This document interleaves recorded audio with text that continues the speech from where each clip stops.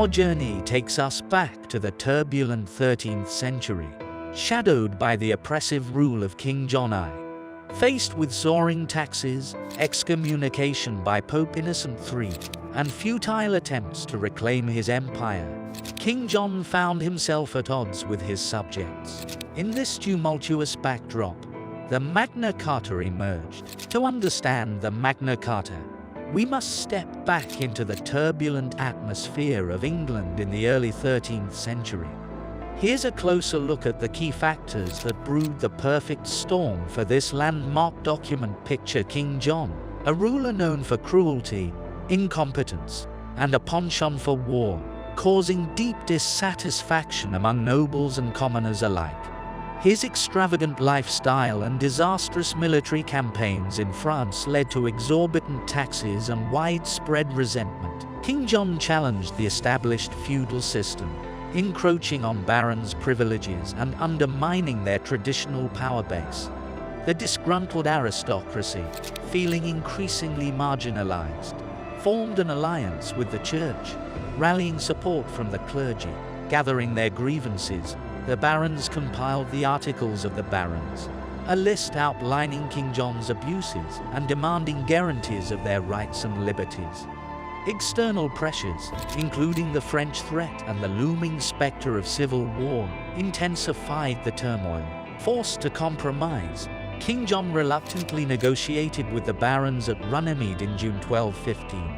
The resulting Magna Carta wasn't a victory for one side, but a compromise to limit the king's power, establishing basic legal and political rights for the free men of England. Examining these historical factors reveals a complex web of political, economic, and social tensions that reached a boiling point, making the Magna Carta a crucial step towards limiting royal power and establishing the rule of law.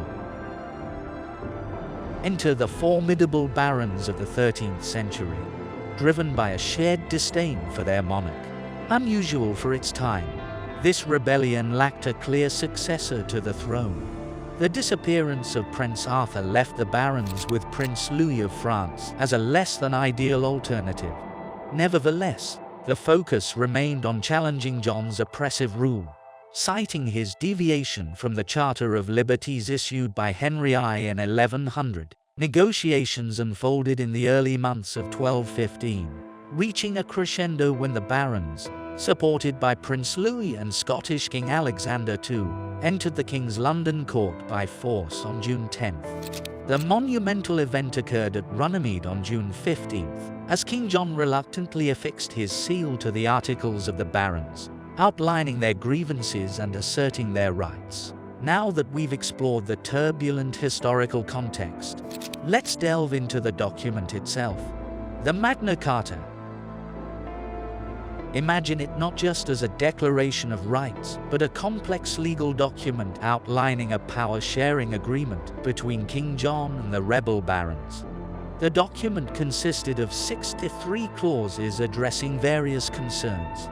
It wasn't just about curbing royal power, it was about restricting the king's ability to impose arbitrary taxes, imprison without due process, and interfere with the church.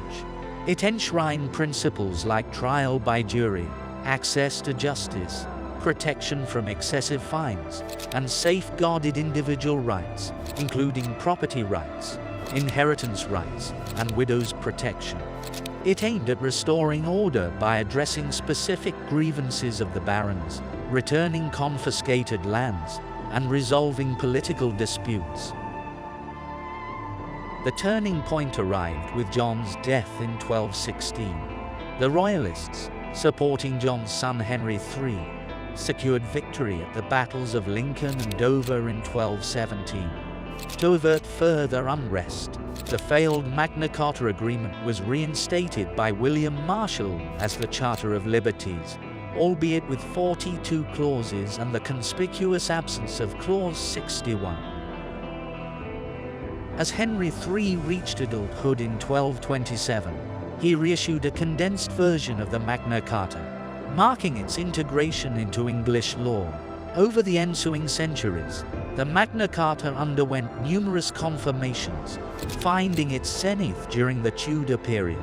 However, as Parliament gained prominence, its significance diminished, overshadowed by the recognition that it emerged from comparatively less dramatic reigns. The Magna Carta experienced renaissance during the English Civil War, transforming into a symbol of liberty.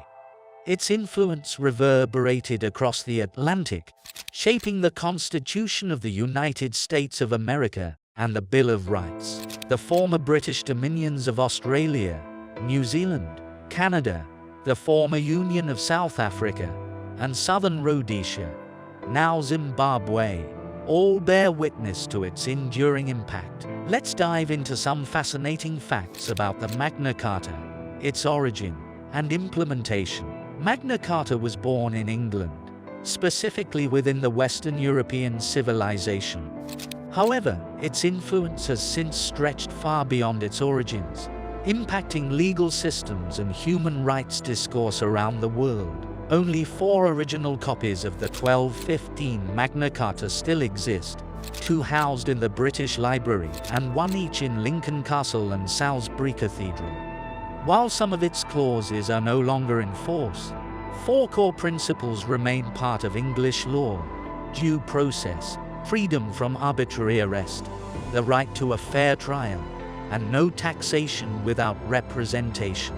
The Magna Carta's influence can be seen in legal documents around the world, including the United States Constitution, the Canadian Charter of Rights and Freedoms, and the Universal Declaration of Human Rights. As time marched forward, the Magna Carta faced erosion.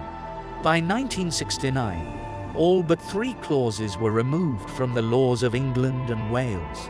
Those enduring include the freedom of the English Church, ancient liberties of the City of London, and the right to due process. Contemplating the Magna Carta's journey, we must acknowledge its contemporary relevance. Though its resemblance to 1215 has faded, it stands as a symbol of freedom. In a nation without an official written constitution, its legacy lives on through parliamentary acts and court decisions. The Magna Carta's significance elicits diverse views among Britons. While a poll favored June 15th as Britain Day, a 2008 survey revealed 45% were unfamiliar, a contrast to its historical importance. If you enjoyed unraveling the tales of rebellion, rights, and the enduring legacy of Magna Carta, don't forget to hit the subscribe button. Give us a thumbs up for more fascinating historical adventures, and don't forget to subscribe and share the video with history buffs. Stay tuned for more captivating stories on how they lived. Goodbye.